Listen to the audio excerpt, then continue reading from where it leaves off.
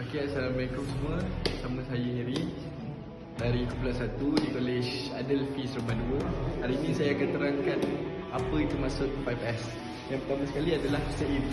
Jadi maksudnya adalah buang barangan yang tak perlu di tempat kerja. Yang kedua, tutup. Maksudnya simpan semula barang-barang yang telah digunakan dengan sistematik di tempatnya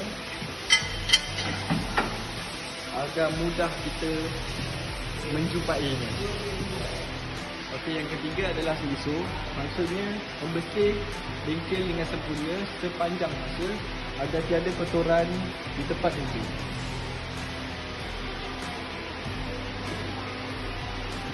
Okey, yang keempat. Keempatlah CKSO. Apakah maksud CKSO? Ialah mengekalkan kebersihan dan susunan sepanjang masa. Contohnya macam ni lah, kita akan susun pada tempat asal dia. Kelima ialah sikit-sikit. Apakah maksud sikit-sikit?